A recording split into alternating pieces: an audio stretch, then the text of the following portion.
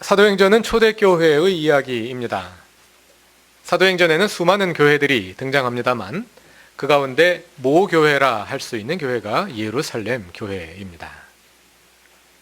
예루살렘 교회는 오순절 성령 강림과 함께 시작되었습니다. 성령 강림 현장에서 사도 베드로의 설교를 들은 후 3,000명이나 되는 사람들이 회개하여 주께 돌아왔고 그 사람들에 의해 처음 교회가 시작된 것입니다. 오늘은 그 역사적인 장면으로 함께 돌아가 보고자 합니다. 지지난 주일에 함께 살펴보신 것처럼 베드로의 오순절 설교의 요지는 너희가 십자가에 못 박아 죽인 예수를 나사렛 예수를 하나님께서 다시 살리셔서 우리의 주님이 되게 하셨다는 것입니다. 예수의 십자가 처형을 주도하고 실제로 집행한 자들은 유대교 지도자들과 로마의 군인들입니다. 그러나 누가복음 23장 13절 이하에 의하면 그들뿐 아니라 빌라도의 법정에 모였던 유대 백성들도 바라바를 놓아주고 예수를 십자가에 못 박으라고 외침으로써 그 십자가 처형에 가담하게 되지요.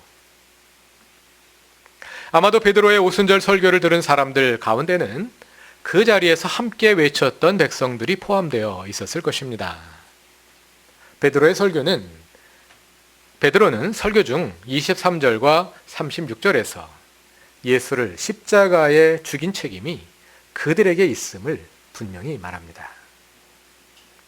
비록 그들이 예수를 죽이려는 음모를 꾸민 것도 아니고 그들이 재판을 주도한 것도 아니고 처형을 집행한 것도 아니지만 그들이 우매한 군중이 되어서 사악한 지도자들의 손을 들어줌으로써 그 모든 일이 가능했기 때문입니다. 청중은 베드로의 설교를 들으며 마음의 찔림을 받습니다. 그리고는 37절에서 베드로와 다른 사도들에게 묻습니다. 형제들이여, 우리가 어떻게 하면 좋겠습니까? 맞습니다. 우리가 예수를 죽였습니다. 우리가 잘못했습니다. 우리가 어찌해야 이 죄를 해결할 수 있겠습니까? 그 질문에 대해 38절에서 베드로가 대답합니다. 회개하십시오. 그리고 여러분 각 사람은 예수 그리스도의 이름으로 세례를 받고 죄 용서를 받으십시오.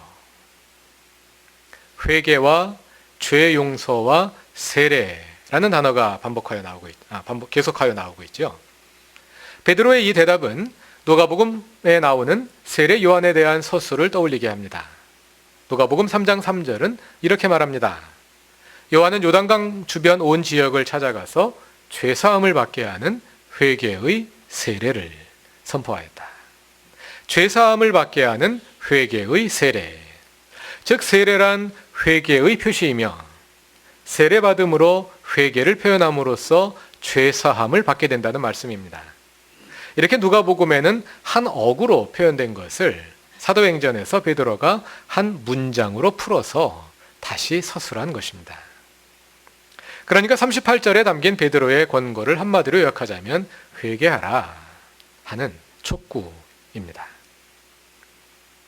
이 회개의 촉구가 40절에서 다시 한번 서술됩니다.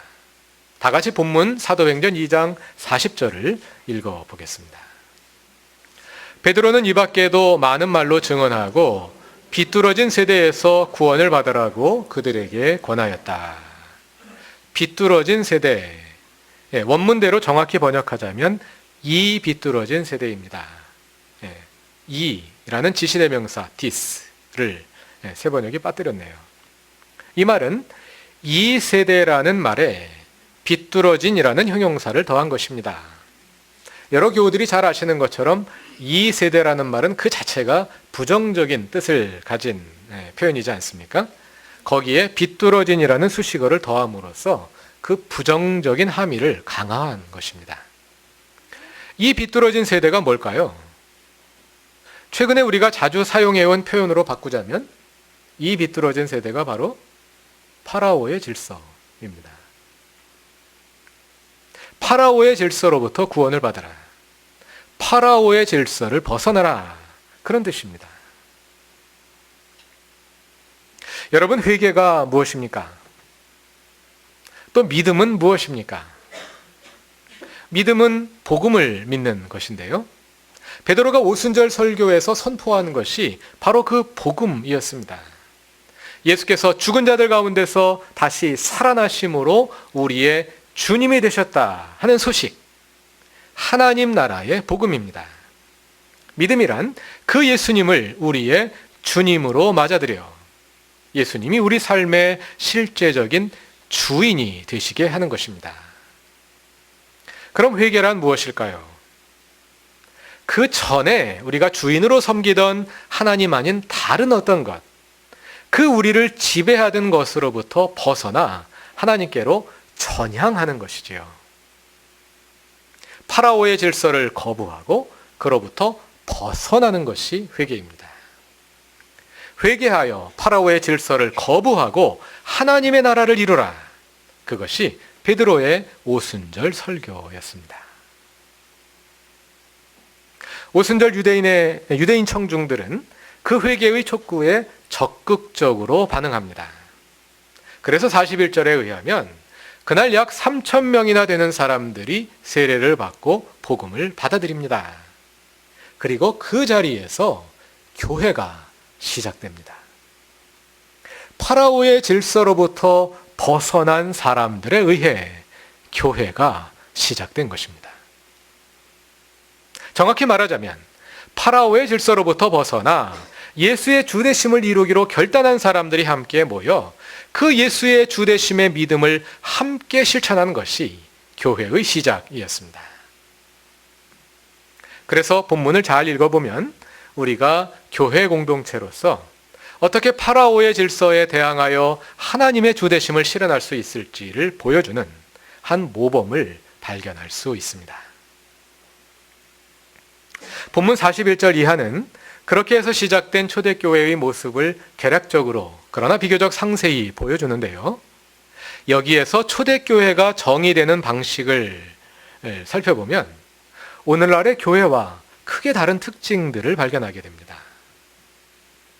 그 가운데서도 특별히 우리의 눈길을 끄는 것은 46절에서 교회의 시간과 공간을 규정하는 용어입니다. 여러분, 오늘날 우리의 상식에서 교회를 규정하는 날, 교회의 시간은 언제인가요? 주일이지요. 또 교회를 규정하는 장소는 어디일까요? 상식적으로는 교회당이지요. 그런데 46절에서 우리는 전혀 뜻밖의 시간 어구와 공간 어구가 교회를 규정하는 것을 볼 수 있습니다. 46절을 다 같이 읽어봅시다. 그리고 날마다 한 마음으로 성전에 열심히 모이고 집집이 돌아가면서 빵을 떼며 순전한 마음으로 기쁘게 음식을 먹고. 초대교회의 시간은 언제였습니까? 날마다였습니다. 그리고 날마다 한 마음으로. 그리고 초대교회의 공간은 어디였습니까? 성전과 각자의 집이었습니다. 성전에 열심히 모이고 집집이 돌아가면서. 초대교회가 성전에 모였다는 것은 예상할 수 있는 일입니다. 예루살렘에 3,000명이 모일 수 있는 공간은 성전밖에 없습니다. 헤롯이 성전을 중건하면서 이 성전뜰을 엄청나게 크게 만들었거든요. 그만한 인원이 모일 수 있는 공간은 거기밖에 없습니다. 성전이기 때문에도 거기에서 모였겠지만 모일 때가 아마 거기밖에 없어서 거기에 모이는 것도 있을 거예요. 성전에 모였다는 것은 충분히 이해할 수 있는 일입니다. 그러나 초대교회는 성전에서 끝나지 않고 각자의 집으로 이어졌습니다. 교회가 주일이라는 시간, 성전이라는 공간으로 정의되지 않고 날마다 그리고 집집이라는 일상의 시간, 일상의 공간으로 규정되고 있는 것입니다.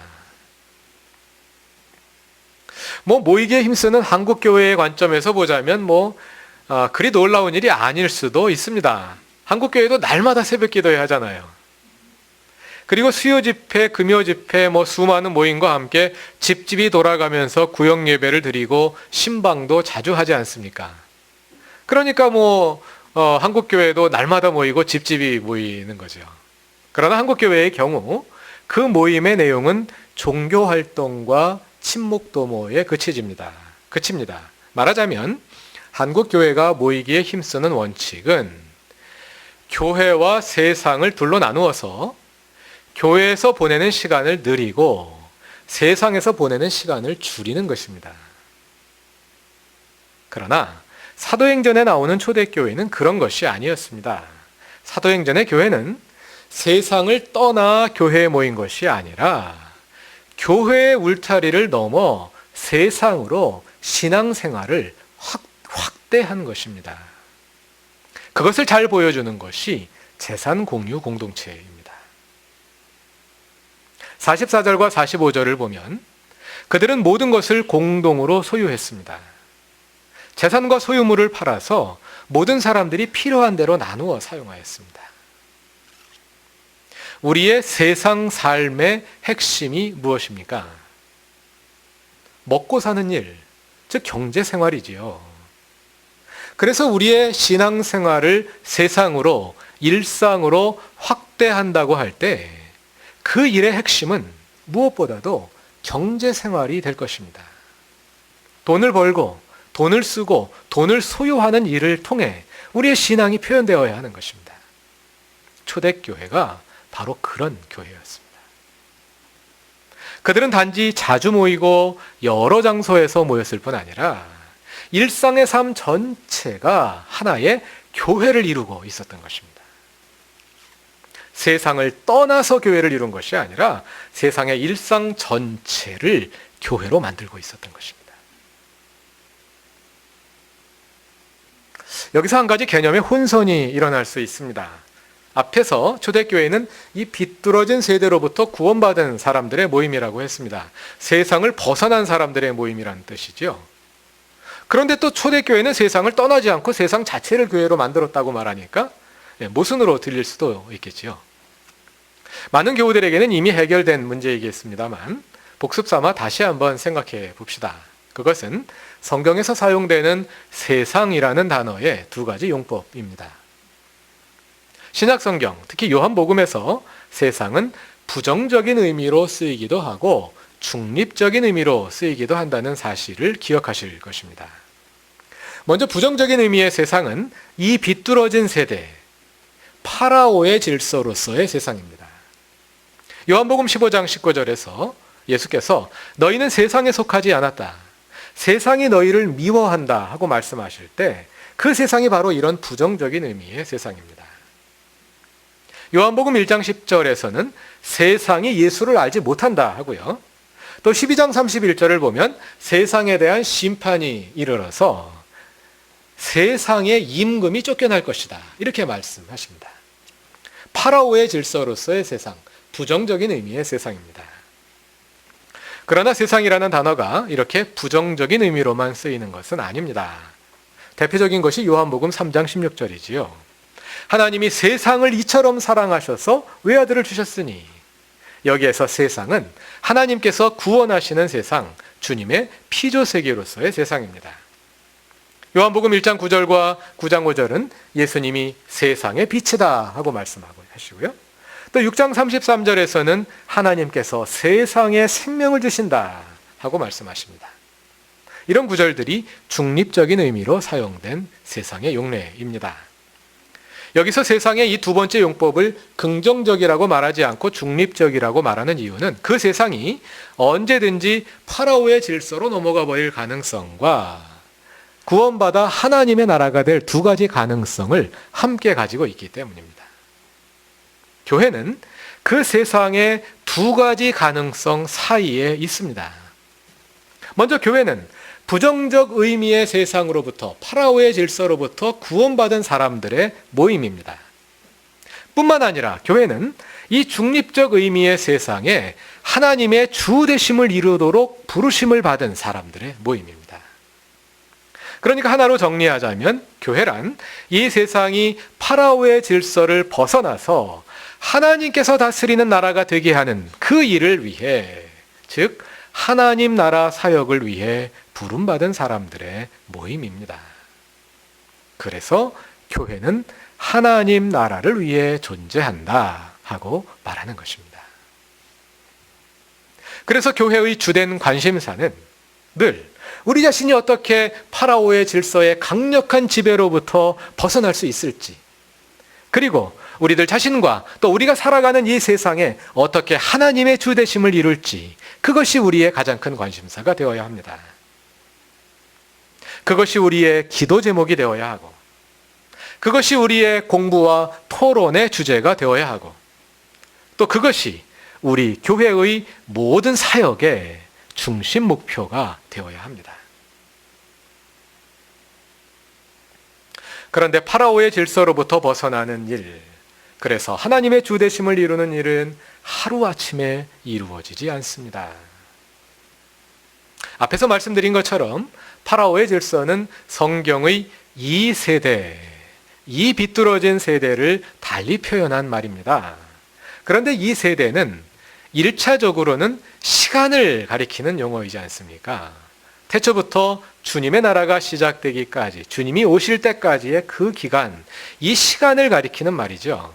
그리고 동시에 이 세대라는 이 기간을 지배하는 하나의 지배 세력을 가리키는 용어이기도 한 것이죠. 그러므로 우리는 이 땅에 살아있는 동안 이 파라오의 질서를, 이 비뚤어진 세대를 완전히 벗어날 수 없는 것입니다. 왜냐하면 이 세대가 파라오의 질서라는 말은 이 세대가 끝나기까지, 다시 말해서 주님이 오시기까지 파라오의 질서가 계속된다는 뜻이기도 하니까요. 그러므로 우리는 그렇게 파라오의 질서가 엄존하는 현실에 살면서 그 현실에 강력하고도 지속적이고도 속속들이 파고드는 그 영향력 아래 살면서, 그러면서도 이 세대를 벗어나 하나님의 주되심을 이루는 실천을 계속해 나가야 하는 것입니다. 그것이 하나님 나라의 이미와 아직 아니의 긴장 속에 살아야만 하는 우리 그리스도인들과 교회의 실존입니다. 이러한 현실에서 교회의 역할은 교우들이 파라오의 질서에 맥없이 무릎 꿇지 않고 각자의 삶에 하나님의 주되심을 이룰 수 있도록 서로 돕고 서로 격려하며 하나님 나라의 실천을 함께 해나가는 것입니다. 그걸 그렇게 함께 실천해 나가는 가운데 교회는 하나님 나라의 모델이 됩니다. 사람들이 교회를 보면서 이것이 하나님의 나라구나 하고 깨닫게 되는 것입니다. 사도행전의 초대교회는 돈으로부터의 자유를 실천함으로써 파라오의 질서로부터 자유로운 하나님의 나라가 어떤 것인지를 보여주는 하나님 나라의 모델이었습니다. 여기서 우리가 다시 주목할 필요가 있는 것은 사도행전의 교회가 세상을 떠나 자기들끼리 무리를 이루어 사는 은둔형 공동체가 아니라 세상 속에 살며 세상을 변화시키는 일상의 공동체, 세상이 갈 길을 제시하는 대안 공동체였다는 사실입니다. 신약성서 당시 은둔형 공동체로 대표적인 것이 쿰란 공동체가 있었습니다. 그들은 한때 온 민족의 신망을 얻었던 카스모니안 왕조가 타락하여 부패하는 것을 보면서 기원전 1세기경 이 세상에는 가능성이 없다 판단하고 속세를 떠나 사해연안 쿰란 지역에 은둔하여 공동체를 이루고 살면서 세상의 종말을 기다렸습니다. 그들은 금욕을 하면서 매우 철저한 신앙생활을 했습니다. 대단한 사람들이었습니다. 그러나 그들은 이 세상에 긍정적인 영향을 미칠 수가 없었습니다. 왜냐하면 그들은 부정적 의미의 세상과 중립적 의미의 세상을 구별하지 않고 그 모든 세상으로부터 떠나버렸기 때문입니다. 사도행전의 교회는 그러한 은둔형 공동체가 아닙니다. 자기들끼리 모여서 재산을 공유하고 서로 사이좋게 살면서 하나님의 나라를 보여주는, 그러나 세상으로부터는 격리해 있는 그런 은둔형 공동체가 아닙니다. 사도행전의 교회는 이 세상 속에 존재하며 세상이 갈 길을 제시하며 세상에 긍정적인 영향을 미쳤습니다. 그리고 세상으로부터 좋은 반응을 얻어냈습니다. 본문 43절을 보면 모든 사람들이 이 교회를 보며 두려워했다고 말합니다. 사람들이 교회를 두려워한 이유는 교회가 세상을 위협했기 때문이 아닙니다. 교회 밖에 있는 사람들이 이 교회 안에서 하나님께서 일하시는 것을 보았기 때문입니다. 그러니 두려워할 수밖에 없죠. 또 본문 마지막 절인 47절을 보면 그들은 모든 사람에게서 호감을 샀습니다. 교회 밖의 사람들이 교회를 좋아했다는 것입니다. 그리스도인들이 모여 하나님의 주 되심을 이룬 그 공동체가 하나님 나라의 모델이 되었고, 사람들로 하여금 나도 저 하나님 나라의 일원이 되고 싶다 하는 열망을 불러일으켰다는 뜻이죠. 교회 밖의 사람들이 한편으로는 교회를 두려워하고 한편으로는 교회를 좋아했습니다. 이것은 오늘 한국교회에 시사하는 바가 매우 큽니다. 왜냐하면 오늘날 한국에서 사람들은 교회를 한편으로는 우습게 여기고 한편으로는 싫어하기 때문입니다. 교회가 교회다울 때 사람들이 교회를 우습게 여기지 못하고 오히려 교회에 대해 경외심을 가지게 됩니다. 그리고 교회가 교회다울 때 사람들이 교회를 좋아하게 됩니다. 오늘 우리는 어떻게 그러한 교회가 될 수 있을까요? 사도행전의 그리스도인들이 그러한 교회를 실천하는 방법은 공동체를 이루어 함께 사는 것이었습니다. 일상의 모든 것을 함께 하는 것이었습니다. 오늘날에도 이러한 공동체를 꿈꾸고 실천하는 사람들이 있습니다. 한 지역에 모여 마을을 이루고 함께 살면서 함께 신앙을 실천하는 것입니다. 주중에는 그리고 낮에는 각자의 일터에서 하나님의 주되심을 이루기 위해 노력하고, 저녁에는 그리고 주말에는 함께 모여 그 삶을 나누고 서로 격려하며, 그리고 공동의 전략을 세워 하나님의 나라를 함께 실천해 가는 것입니다. 그러나 오늘날 도시 사회에서 개인주의에 익숙해진 사람들이 옛날처럼 다시 공동체를 이루어 산다는 것은 결코 말처럼 쉬운 일은 아닙니다. 과거에 비해 오늘날은 각 사람의 라이프 스타일이 매우 다양화되었고, 또 지켜야 할 프라이버시들이 너무 많기 때문입니다. 그러나 우리가 초대교회처럼 하지 못한다고 해서 절망하거나 포기할 일은 아닙니다. 목표를 너무 높게 세우면 실현 가능성도 적어지게 마련이지요.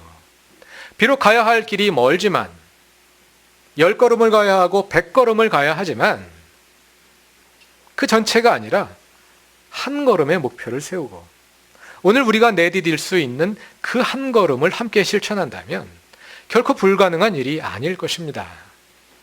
우리가 내딘 한 걸음을 우리의 자녀들이 다음 걸음을 내디딜 수 있고, 또 그 자녀들이 그 다음 걸음을 내디디면 될 것 아니겠습니까? 그것이 한 달 전부터 계속 말씀드리고 있는 하나님 나라의 생활 공동체입니다.